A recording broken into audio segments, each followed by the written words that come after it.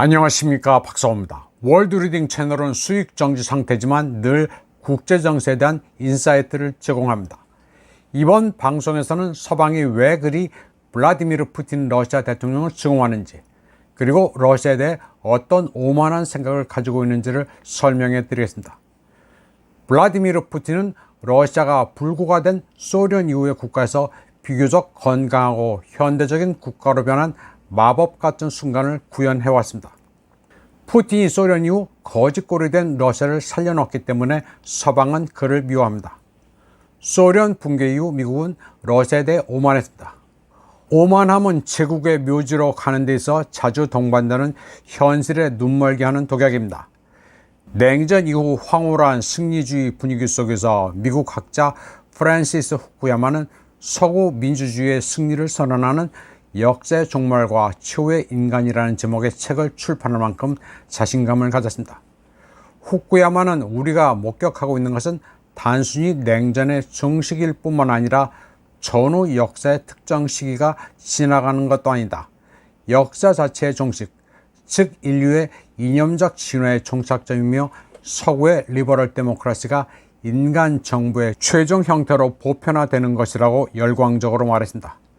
그의 지나친 장밋빛 평가에 따르면 서방은 긴 의자에 앉아 핑크색 샴페인을 마시며 탐욕스러운 기업들이 예전에 공산주의였던 시장을 태연하게 먹어치우는 것을 지켜보기만 하면 됐습니다.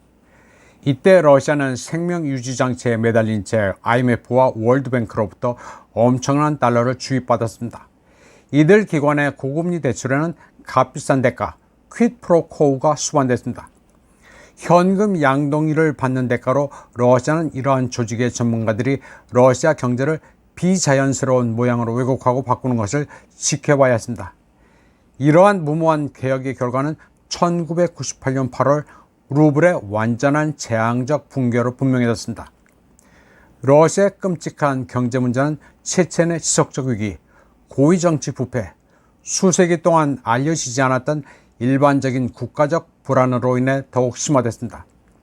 워싱턴의 싱크탱크인 헤리티지 재단은 옐친 대통령이 독점을 적절히 다루지 않았고 군산 복합체에 대해 다루지 않았으며 부채를 늘리고 궁극적으로 경제 붕괴를 초래한 막대한 적자 지출을 막지 않았다고 조롱했습니다. 그런데 이 모든 것이 1999년 새해 전날 보리스 옐친이 은퇴를 발표하고 전 KGB 요원이자 FSB 수장인 블라디미르 푸틴이 러시아 연방의 대행 대통령으로 임명되면서 바뀌기 시작했습니다. 러시아 주식시장은 마치 본능적으로 국군 융성을 감지한 듯 푸틴이 대통령이 됐다는 소식에 17%나 급등했습니다. 그리고 푸틴은 옐친 시대에 러시아가 무시했다고 서방이 비난했던 일들을 하기 시작했습니다. 폭동이 일어났던 90년대 동안 크렘린 성벽 뒤에 숨어있던 기업 파벌은 개방됐습니다. 많은 피와 희생 끝에 체첸은 힘들게 얻은 평화를 누리게 됐습니다. 오랜 개혁을 진행 중이던 러시아군은 사기와 힘을 되찾았습니다. 푸틴 행정부가 2기가 된 시절까지 러시아 경제는 연평균 7%의 실질적 성장을 기록해 PPP 면에서 세계 7위로 올라섰습니다.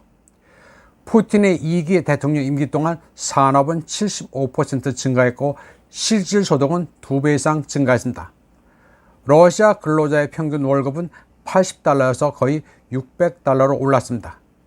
IMF에 따르면 2000년에서 2006년 사이 소비자 신용 규모는 거의 50% 증가했고 중산층은 800만에서 5,500만 명으로 폭발적인 증가를 보였습니다. 빈곤선 이하에서 사는 러시아 가구 수는 2000년에 30%에서 2008년에는 약 14%로 감소했습니다. 이런 놀라운 반등은 단순히 역사적으로 높은 석유 가격으로만은 설명될 수 없었습니다. 예전에 미국의 네오콘 전쟁광 존 맥케인은 러시아를 두고 국가인 척하는 주유소라고 했습니다. 가진 것이라고는 석유 자원밖에 없는 나라라고 낮춰봤습니다. 러시아를 후진국이라고 여기는 한국인들은 지가 존 맥케인이라도 된 것처럼 착각하는 모양입니다. 그런데 러시아는 지금 2009년 상황과는 비교가 안 될 정도로 점프했습니다.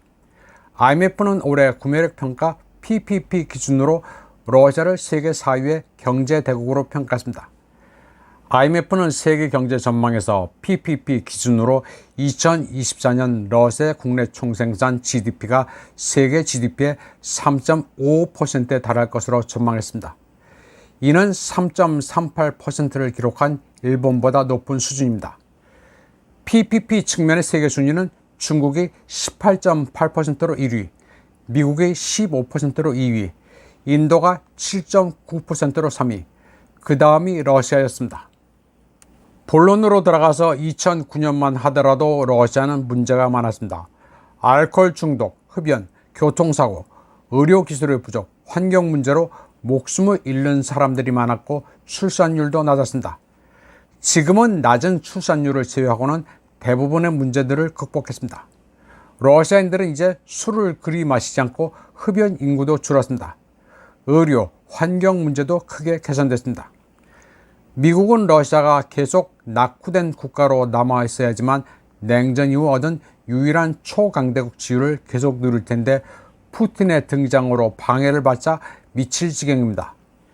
미국은 지구상의 교활한 유도 마스터 푸틴의 존재 때문에 일방적인 야망이 무산되고 있는 것으로 느끼고 있습니다.